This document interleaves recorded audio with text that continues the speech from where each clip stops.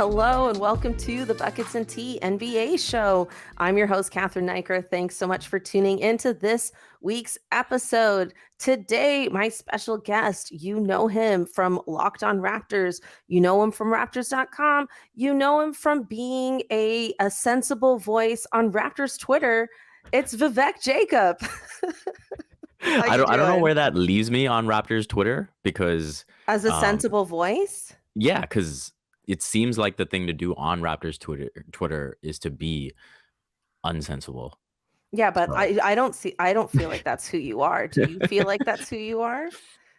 I'd like to think so. I'd like to think that, I try to keep it cool and calm and not judge. Okay. For a second there, I was like, I will redo the intro. No. But I was gonna say, like, I don't know where that leaves me with Raptors Twitter as someone who tries to be a bit sensible. No, I think it's good. I think it's great because ultimately you want to have your own voice. You know what I mean? Like you want to stand out. You want to be you. Like there's so many people on the internet who are just petty and that's like their whole identity. Yeah. You mean like, do you remember like a few years ago when everyone was like, I hate pineapple on pizza and that's my whole personality now? Yeah. Like that's kind of how I feel about when people are just only petty all the time. It's like when Raptors Twitter first got going, JV Hive was like the worst of it. And now that's like the norm. That's like the base entry point. It's like you got to pick your side and you got to stand hard. Yeah. That's true. I can't claim I'm definitely not a part of Raptors Twitter. I sometimes will tweet during a game, but like half the time, like I also have comedy shows during the games, then I have to catch up with it after the fact. But also I'm just like, by the time I think of something, everyone else has just had like emotional, I don't know, angst. And then I'm like, I don't know where to go from here. Yeah, it's just... people seem to like hate watching has just gone to a new level. So I feel like people almost enjoy the Raptors being like this to some degree, like deep down in like a twisted way. And they just get to vent as much as possible after. And, I'm not going to do the whole LeBron 2011. You got to go back to living your life. But it's a bit like that. Yeah. If I ever get like somewhat famous, I'm definitely going to hire someone to delete all my 2011 tweets. Like I have no idea what they are. Yeah. I have no idea what they are. They're probably all terrible. I definitely wasn't doing anything like this yet. I didn't even know myself. I don't want to get called out for something I said back then. I'm not worried about being like offensive per se, but I'm sure I had some of the worst takes. Yeah. 2011, I was still in the finance industry. So yeah, I was working at CBC doing like broadcast administrative stuff. That's what I used to do before I decided to pursue writing and comedy and basketball and all this fun stuff. We might as well get into it, although I do love bantering off the top. We always do NBA first here and then Raptors talk. So don't worry, we're going to get into last night's game. We're going to get into all our anxieties and everything we're feeling right now with the Raptors. But first, I really want to talk about this very, very impressive scoring boom we've been having right now. Donovan Mitchell scoring 71 points on June 2nd. Luka Doncic having a 60-point 20 rebound game. There's been 13 games this season so far where a player has scored 50 or more points, which only makes me sad because it makes Pascal Siakam's 52 at the Garden just a little less impressive. Like it's like when all these guys how many of them did it at MSG? That's true. But it's just like, well, I think maybe more than one actually did it or maybe again. Yeah, it wasn't Luka's game. Well, no, Luka's was against the Knicks, but it was at home. Yeah. But in any case, yeah. So there's been a lot. And so I wanted to ask you, like, what do you think this means in terms of like the game and how it's evolved? And who do you think may pop off next? Who hasn't yet? Right.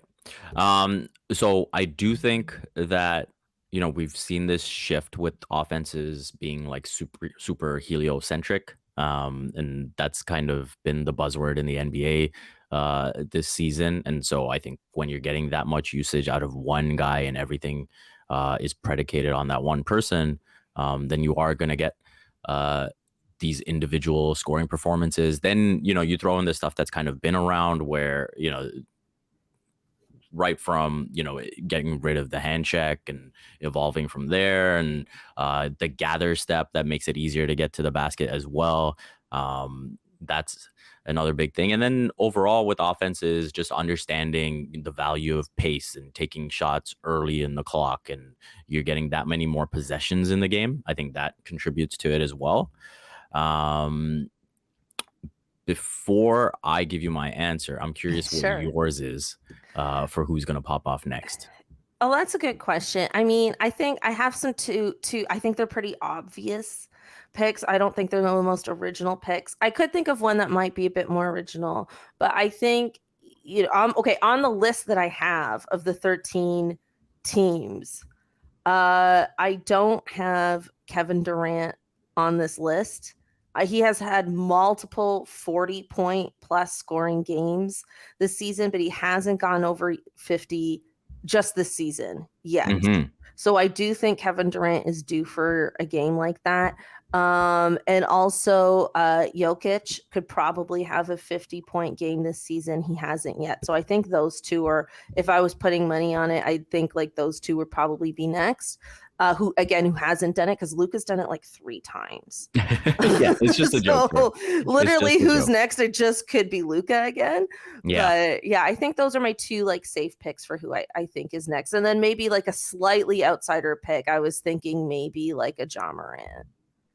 Nice. Mm-hmm. So my pick is gonna be Anthony Edwards. Ooh, that's a fun pick. See, I think, well, first off, he's actually on a streak right now. I think he's got 6 straight or 7 straight 30-point games.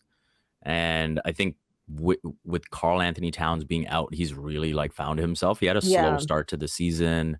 And I think he's really in a flow now. So I would not be surprised if one of these nights he popped off for 50. Yeah, I mean, that's a pretty similar situation to the Warriors as well, right? Like with Jordan Poole, like even he could end up having like a 50-point game. It wouldn't surprise me that much. No, that's a great answer. I mean, I also think too, just with the league being so wide open, which I think is probably going to end up being a bit of a theme throughout this episode as we talk about trades and things like that. I think the full parity in the league is also making it easier for these guys to just have these like blowout nights, because it's just, we're in a space right now where it's like anything can happen. Like the competition against you isn't so severe that it couldn't not happen in any given night. You know what I mean? Yeah. And, to that point of, teams competing to a level that maybe you didn't expect, Shai Gilgeous-Alexander might pop off. Oh my God. Yeah. That's another great pick. See, there's so many. That's a really good one too. Yeah. I like yours better than mine, but I think mine are, you're probably the more logical picks. Yeah. They're more bet friendly. Yeah. But yours are more fun. For sure. So I like that. I feel like we really balanced each other. Yeah. Also, how great was it that Clay dropped 50?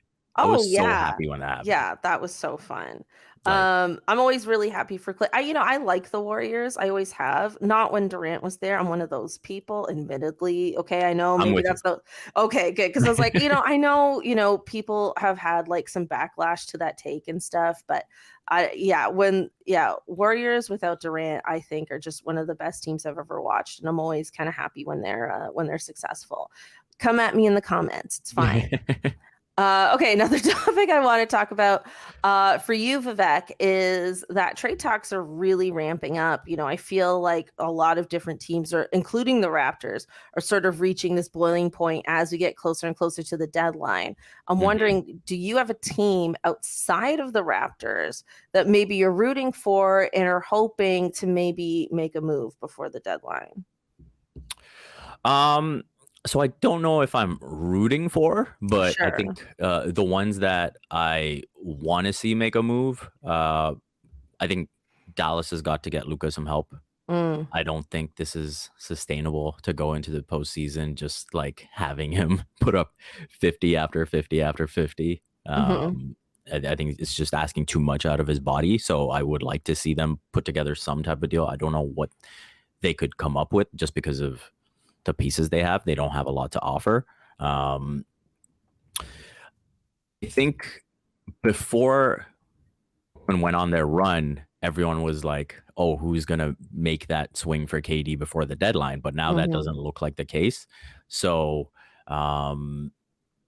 if not, then I was interested in Memphis. But in the East, the team I'm curious to see if they'll sort of double down after making that big swing in the offseason is Cleveland. Because obviously they're much better than they were last year by getting Donovan Mitchell, but I still feel they're lacking a wing. And when you're looking at the playoffs and potentially going up against the Bucks and Giannis, the Nets and KD, the Celtics and Jason Tatum and Jaylen Brown, like I think you need a wing player in those situations. And so I would be curious to see if they did try to make some type of move for a wing player. It doesn't have to be like a superstar or an all-star, like even someone like Bogdanovich from Detroit, I think is someone that would be a good fit for them.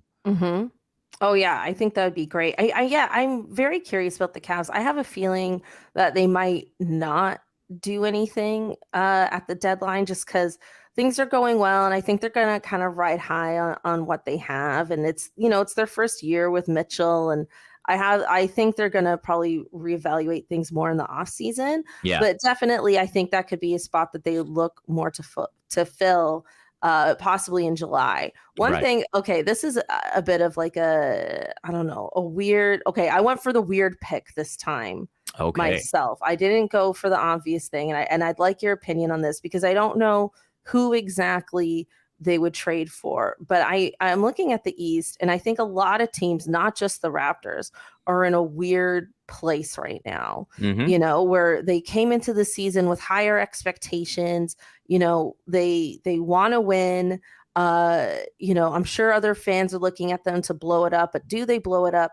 And I'm thinking about the Miami Heat because they're in 8th right now. And, I'm thinking about, the love of our lives, Kyle Lowry, and he hasn't had his best season this year. I think his numbers are down a bit across the board.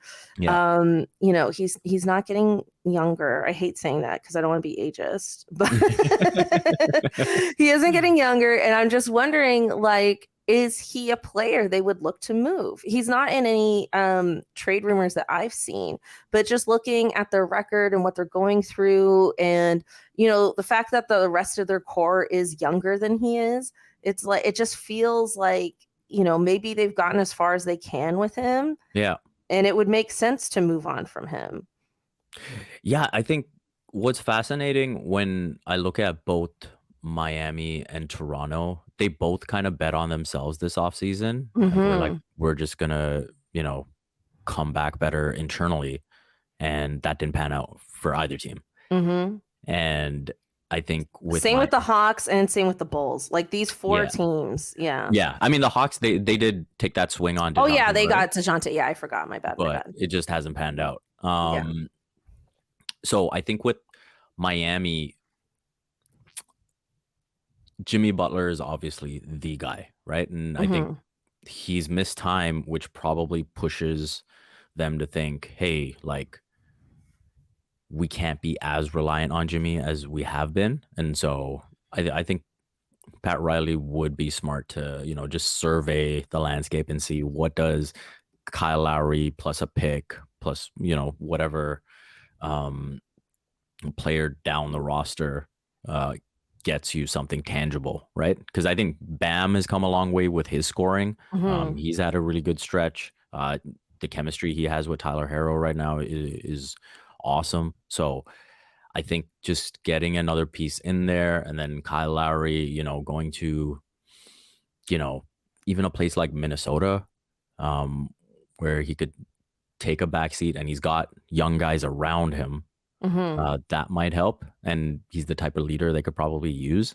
Some type of deal there might make sense, but I'm not sure exactly what. Yeah, I didn't get the trade machine out, but I completely agree. Like, I don't necessarily see him like moving to a championship contender, but to a team that could use his leadership, I think would be the most appealing prospect for him at this point. And yeah, I guess I'm just surprised I haven't heard more rumors around Miami. Like, I guess probably too, like you said, like Jimmy Butler has missed time, and maybe, they're using that as, a valid excuse.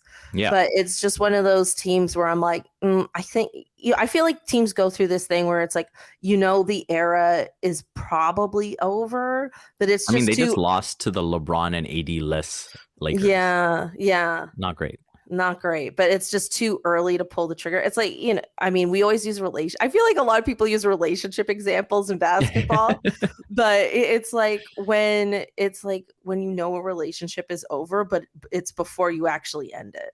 Yeah. It's that, I think, with that team. I could be wrong. I always want the best for Kyle, but that's kind of the team I'm looking at there right now.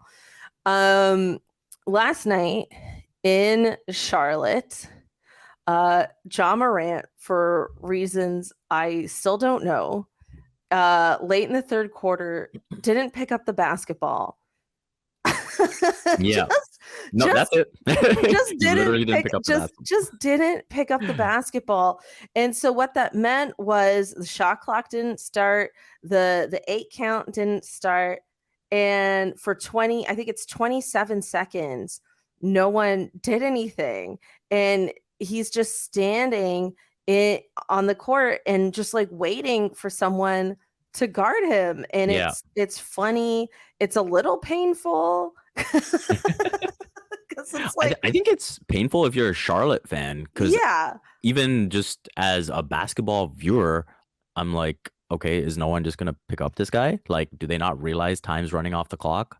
yeah, exactly. And I think like some people have referred to it as like not sportsmanlike, and I think that's absolutely ridiculous, because nothing's stopping you from going to the backcourt and actually just like defending the play. I also think like it has, like, Ja Morant does have a bit of nerve, but in a way I really like, in terms of just like daring that team to defend him, which I think is what he was doing. Like, I think it was a blowout game. It's the Charlotte Hornets. They don't really have any, major aspirations this year. It looks like a lot of those players have checked out on the season themselves. And, he's just like waiting for someone to guard him. And it took 27 seconds for someone to do so. Yeah. And that is just so wild to me. And like there was something earlier this season too, with like the Phoenix Suns and like Zion like doing that dunk, even though they clearly won the game, and they were like, hey, that's not really like sportsman, like, just like leave it to Chris Paul to draw the line on what's sportsmanlike and not.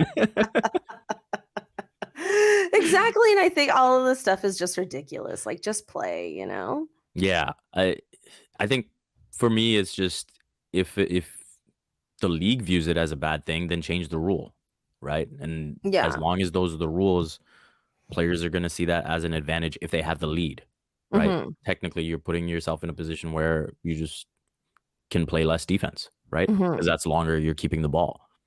And so I think it's, don't hit the player, hit the game. Yeah, I guess in fairness to Charlotte too, I mean, who wants to full court press in a blowout in the third quarter? Fair.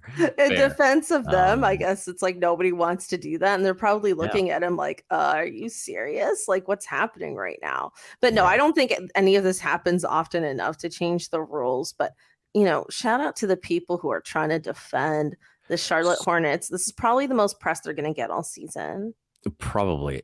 So I don't know if you've noticed, but the Celtics have actually also been doing this as well, but they go extreme with it. So they will do the rollout, and like Marcus Smart will be standing there ready to like grab the ball in case someone comes. But then they also set like 2 screeners in front of him. Oh. And they have done this multiple times this season. Someone actually wrote an article about it, and with like multiple clips of them doing it this season. Oh, so it's not that classic like Chris Paul, Lowry, like rolling of the ball, like what is it called, like walking the dog, like that kind of thing? Yeah. Yeah, so it's like is he rolling it, or is it just like fully stopped? No, it's stopped so that, It's fully you stopped. literally force So the they're defense just to come setting. out, Oh, and there's wow. like they've got two guys ready to screen and delay defenders from getting to him. That's I'll send you the article after. yeah, please do. That's really smart. Do you feel like that's smart? I feel like that's smart. Yeah, I mean, no pun intended. Yeah. Yeah, not smart. I mean, Marcus didn't come up with it. Or at least I'm um, assuming not. I'm yeah. So assuming not. again, it's just like, for me, someone who watches like different sports, like with soccer, a lot of teams have this vision of like, hey, the best way to defend is to actually just like keep the ball, right? It's not Mm-hmm. just like, oh, the other team has the ball, like what are you doing to stop them? It's just, hey, the best way to stop them is to just keep the ball.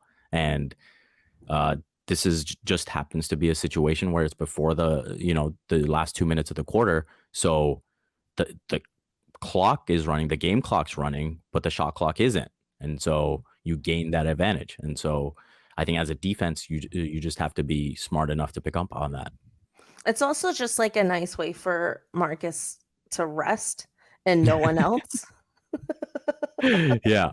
Yeah. It's like he gets like a little like 15-second timeout and no one else does. But yeah, I mean, no, I mean, hey, Boston's been very successful this year for many reasons, and that's another one I didn't know. So that's awesome. One last just small shout out here before we move on to our beloved Raptors, and that is just a shout out to Paul George and Randy Jackson of the LA Clippers, because they sat down with ABC's Good Morning America and did an interview about mental illness and about mental health, and just talking about how important it is to get therapy and to get help. I just thought it was really cool that they did that. So I definitely want to recommend people check out that interview. I thought it was awesome that they were just so like open about it. Also, just like a lot of like montage photos of the two of them hugging on the court, like if that's your mood right now. A lot of that. It was a very sweet interview. You could tell Paul George is just so much more comfortable with the camera. Like he was really like leading that interview, and Randy Jackson was definitely like a bit more shy. But I just think it was so great that they did that. And I'm typically not rooting for the Clippers because hello, they always rip off our style. But definitely shout out to them for that. I just thought that was really cool.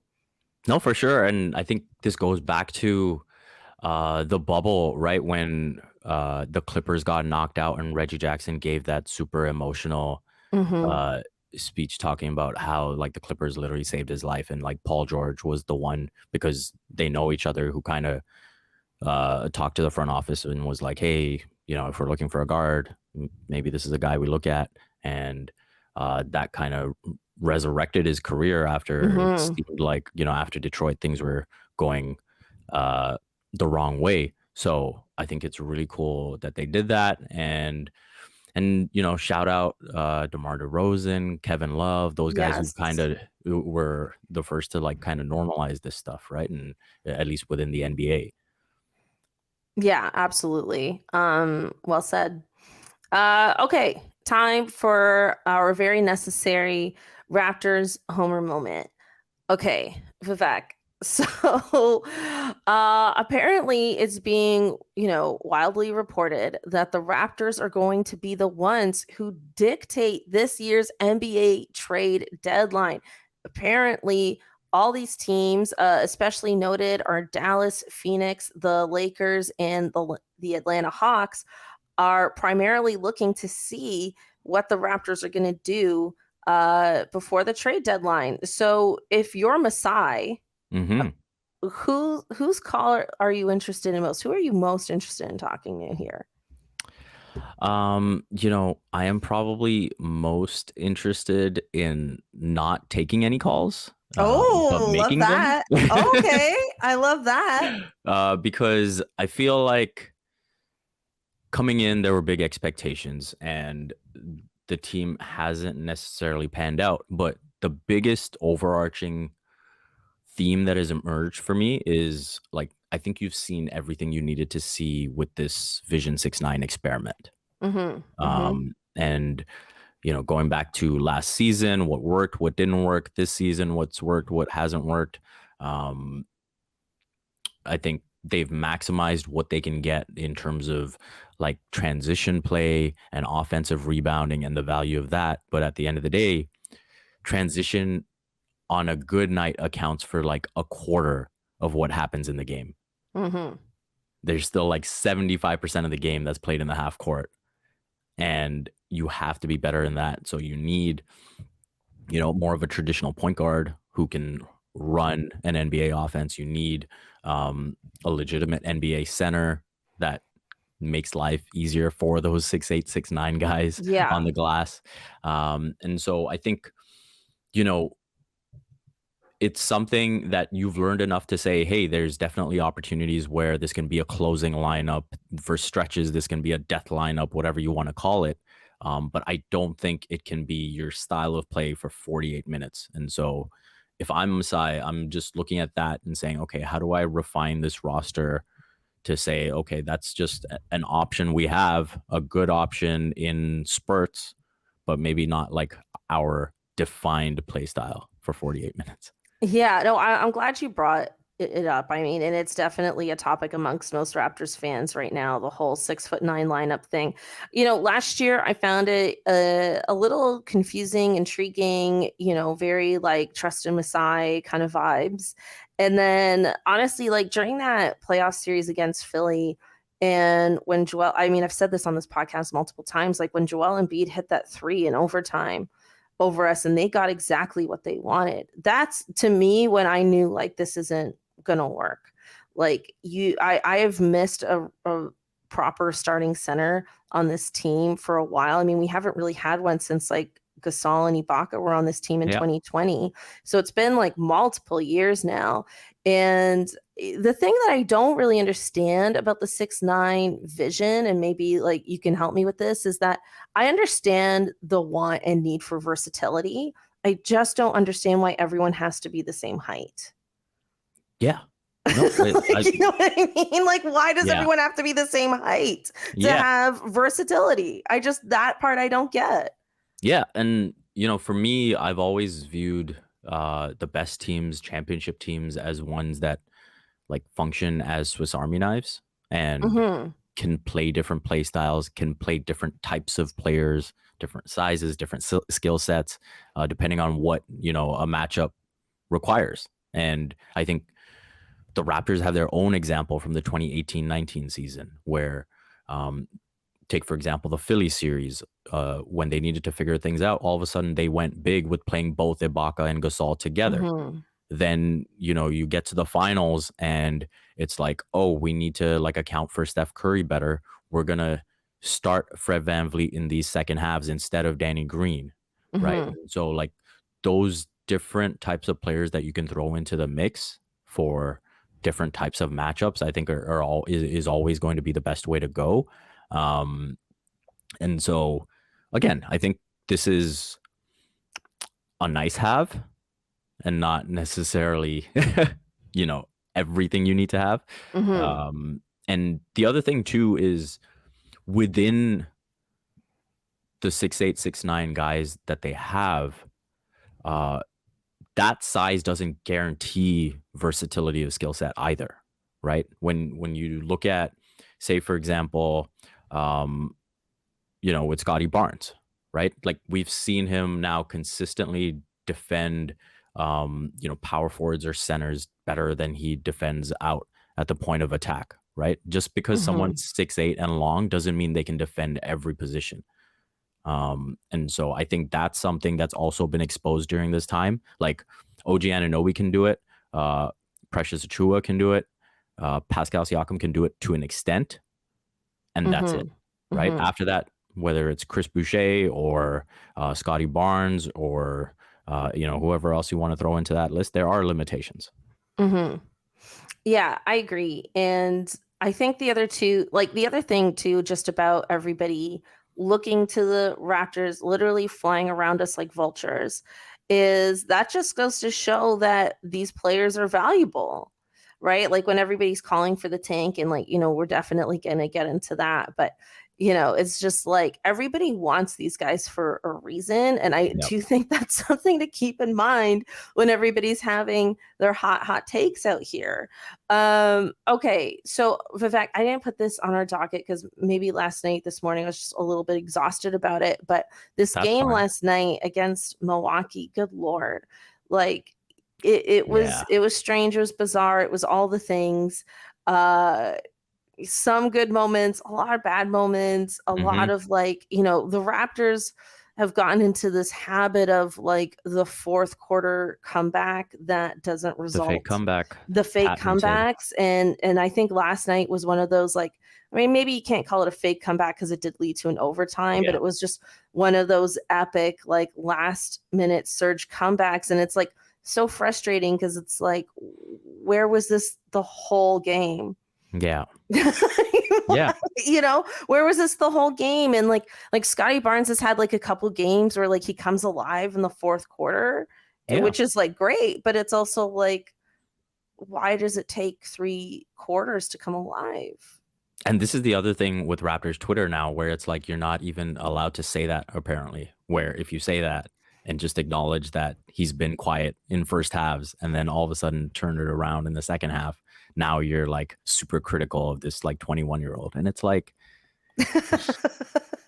you can criticize a player and acknowledge that he's super young and he needs to learn these things. Mhm. Like Yeah, both can be yeah, true. yeah. Um, and so, yeah, I think what was so frustrating watching that first quarter is you look up after like 6 minutes of the game, and of course, on the one side, the Raptors are 0 for 15, but you're also like, man, you've held the Bucks to 7 points in 6 minutes. Like, Yes. if you were just somewhat functional offensively right now, There would be a blowout our way. like that's the frustrating part. And especially in a game like that or a situation like that where the Bucks are coming in on the second night of a back-to-back, there's no Drew Holiday, there's no Chris Middleton. If you can punch them in the mouth early, then it just makes it that much more difficult for them. And Mhm.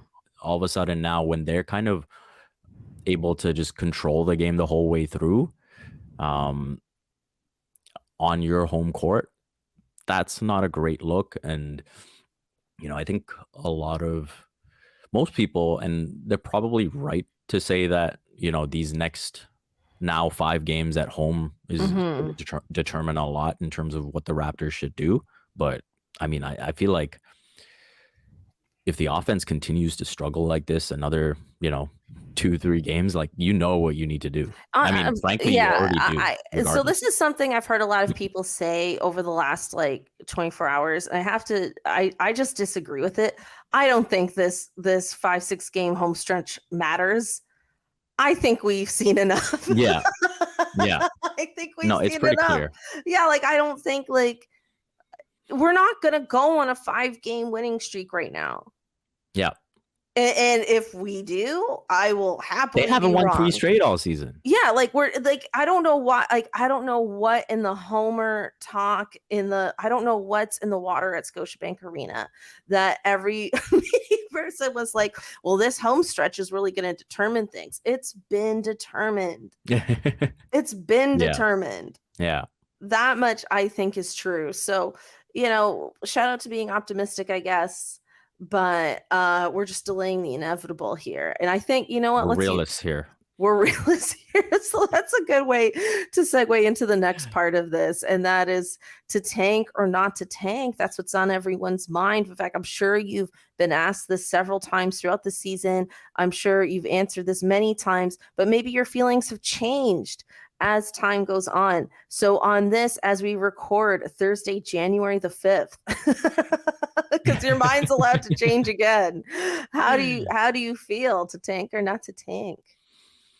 So I think that tanking is just going to be difficult because of the contract situations that present themselves. Like, for example, uh, Pascal Siakam, if he makes an All NBA team, he's eligible for a supermax. Right. So having that conversation of, hey, maybe sitting out the final 2 months, I don't think that Mm. conversation is going to go very well. Fred VanVleet, like, he's got a contract situation to think about, and he's not had a good first half of the season. I don't think, sitting him down and just being like, oh, let's just go into the offseason like this. He's not going to be down for that, right? Gary Trent Jr. wants to continue to showcase himself.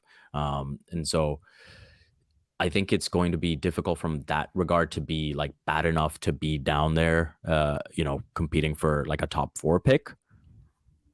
So, so the only option then is to actually like make a choice where you're either, and this was a discussion that happened before last season started, where you were debating, oh, do you now build around this super young core of Scotty, Gary, OG, or do you lean into Pascal and Fred?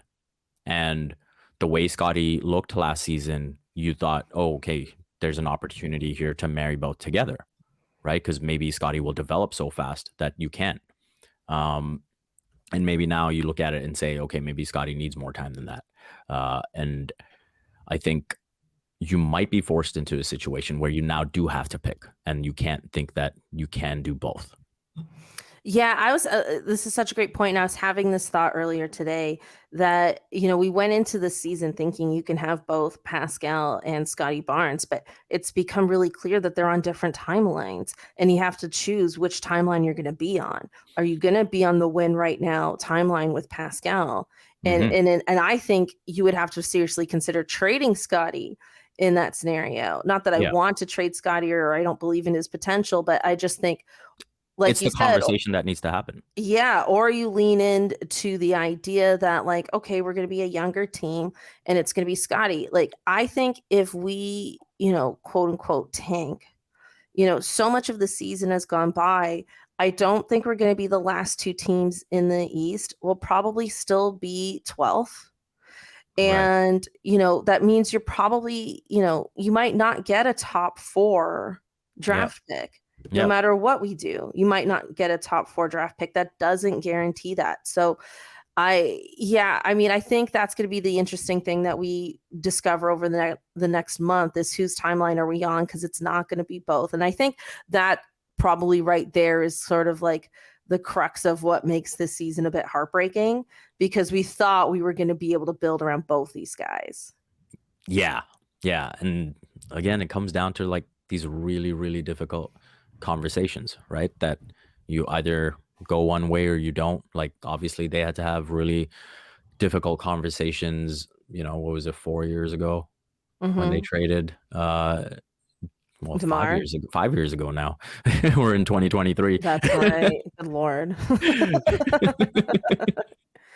Yeah. And trading DeMar and moving on from that, like, again, these are the difficult conversations that the front office needs to have. Which way you lean is going to be really interesting, because the other thing now that you have to also entertain in terms of an idea is, does Scotty Barnes get to a point where he is better than this version of Pascal right now?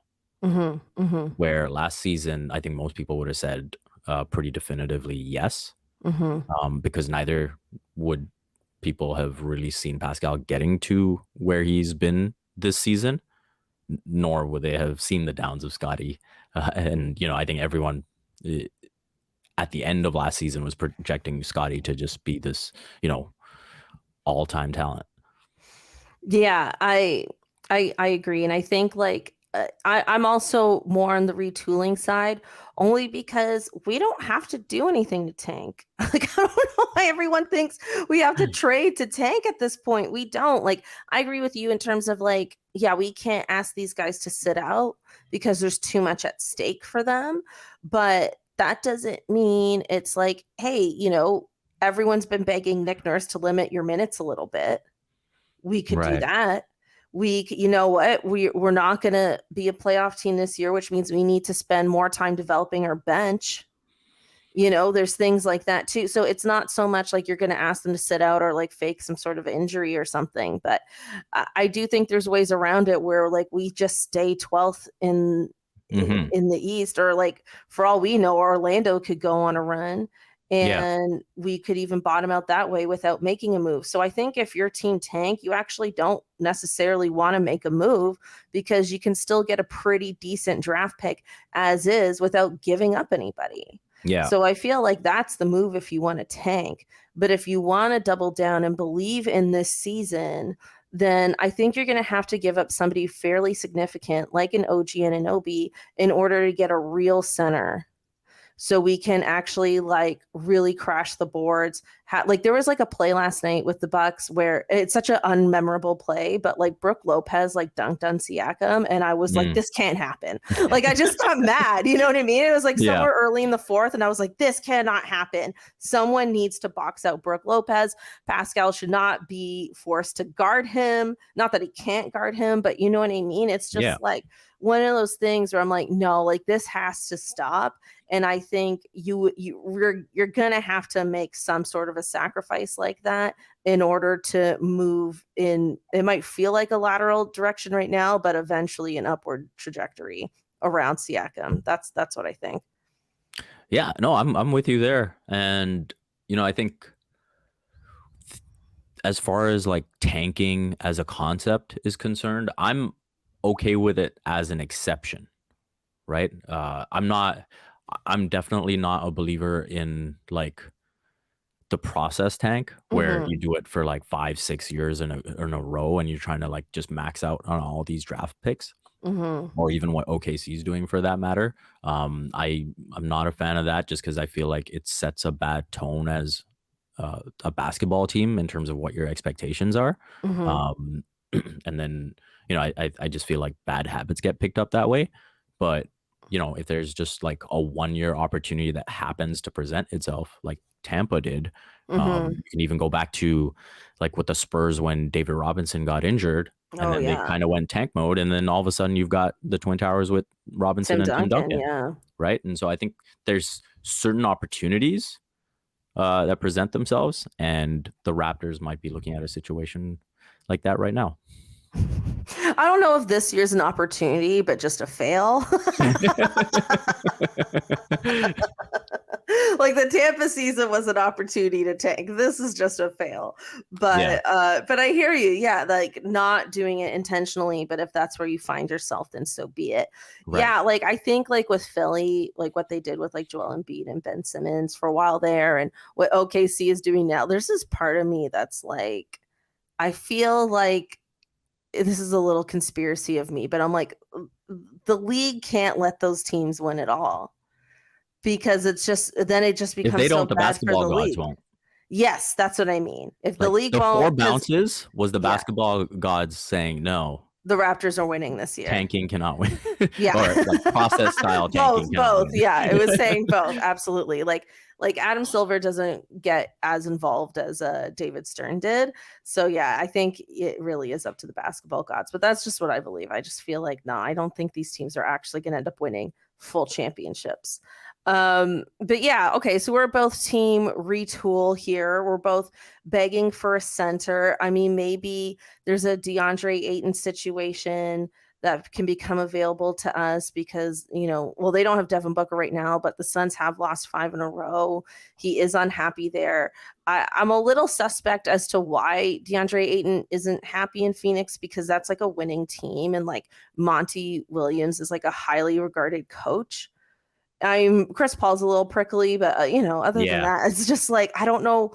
Yeah, I just don't know why he's so unhappy there. And I don't know if like our culture vibes are so good right now that it's like, we can take an unhappy player and make them super happy here. It's Toronto. We're WeTheNorth. Like, I don't know how much we're in that place anymore. So that's my only like major concern with a move like that. But I mean, that, or like, you know, there's Clint Capella on the Hawks. Like the Hawks might be looking to make a move. They could really use someone like OG.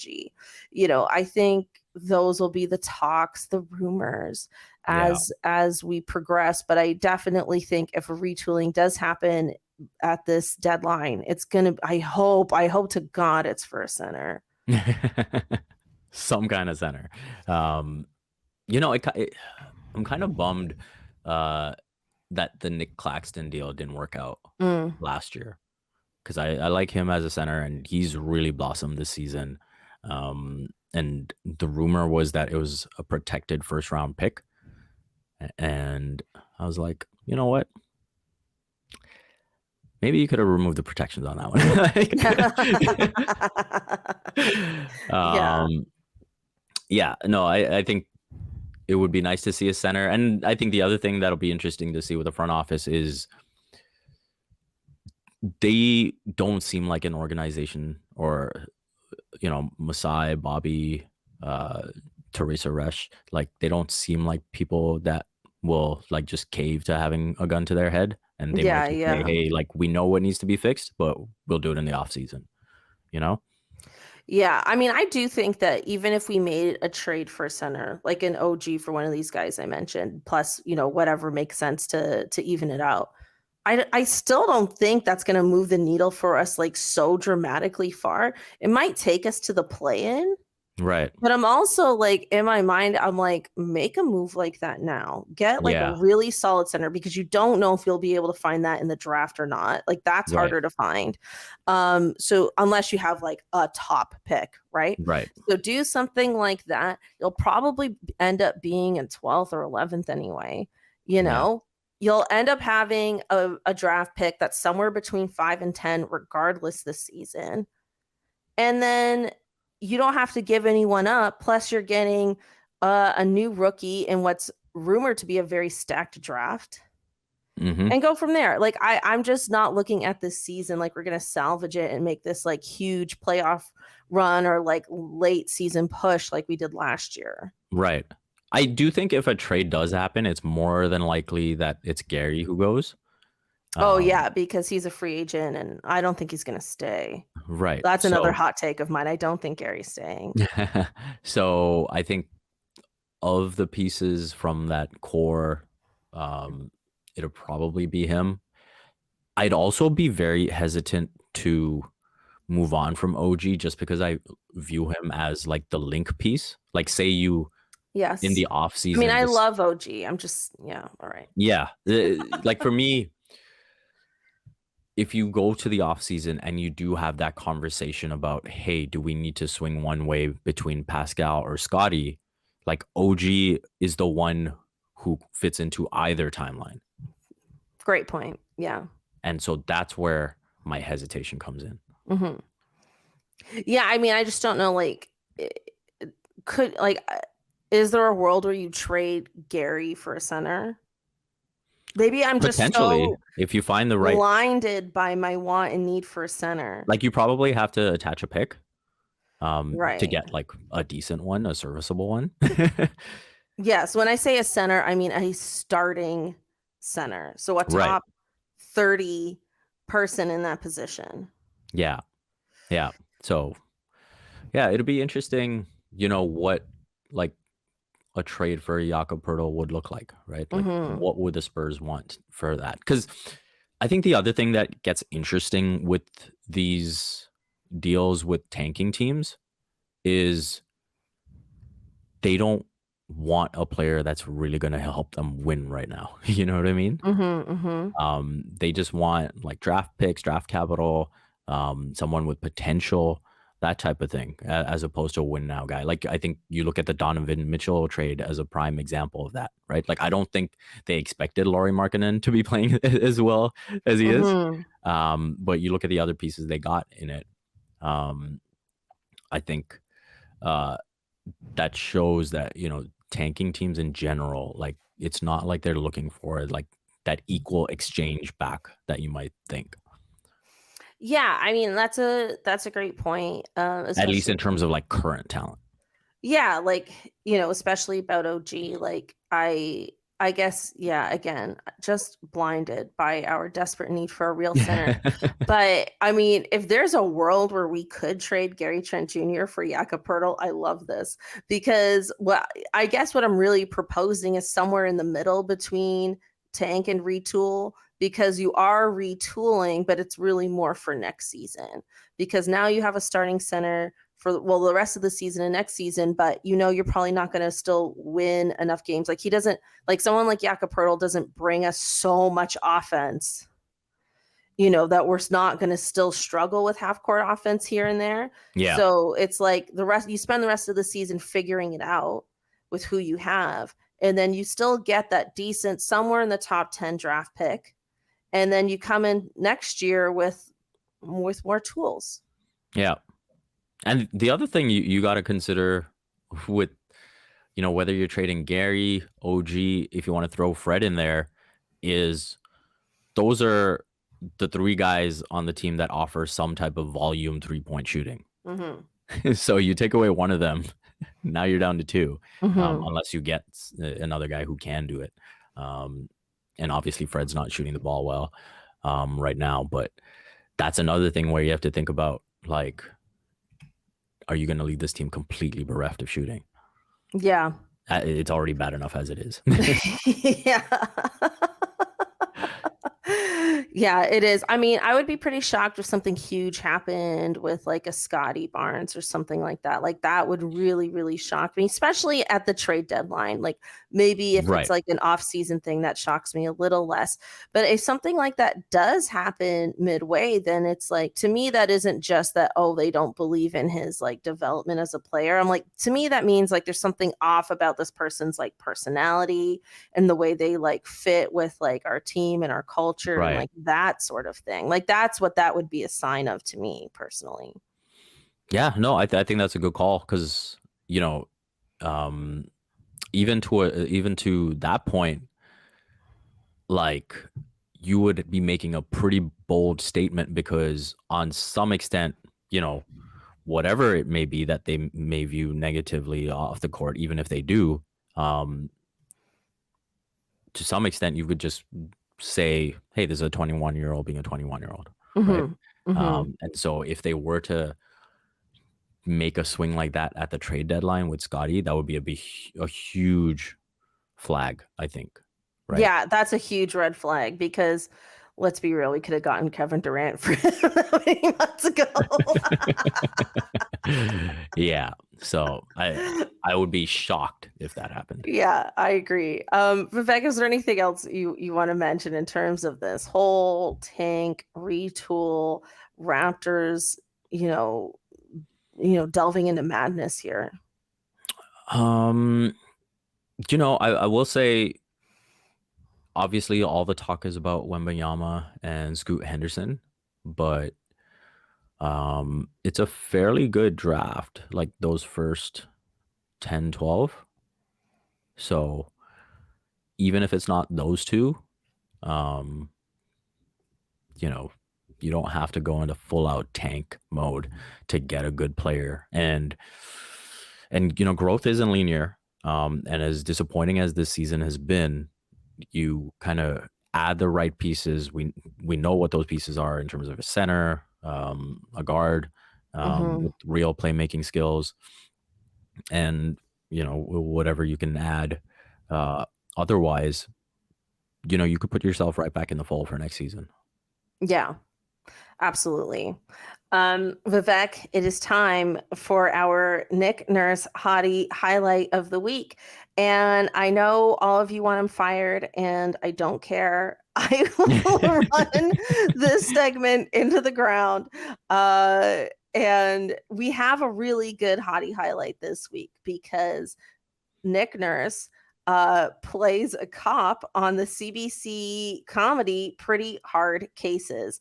And I had this little tidbit information back in the summer, actually, because Freddie Rivas, shout out to Freddie Rivas of the Confederacy of Dunks, his brother Miguel has a role on that show. And so he told me, like, back in the summer, like, I got to hang out with Nick Nurse on set and blah, blah, blah, really like just destroying the NDA there. But I don't kidding. I don't think he had an NDA.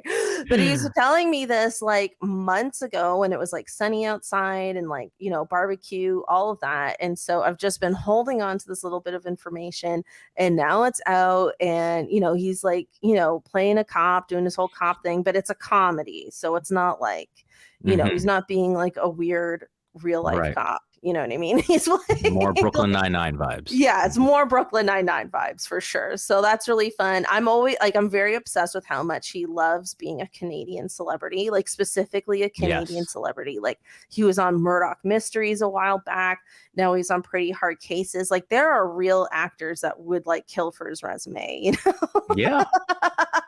But he's got that actor card. He's paying his union dues, and for me, I love to see it. Like this is the reason why I love Nick Nurse so much, is because he has this like silly side to him where he doesn't take himself too seriously all the time. Yeah. And this is the stuff that made me fall in love with him originally. So I feel like in a moment like this, us Nick Nurse stands really needed this. So, shout out to that. Shout out to the CBC comedies. I'm a writer on the show Run the Burbs. That premiered last night. You can catch it on CBC Gem as well. So, okay, sweet. I will check that out. Yes. CBC Gem. I do have that.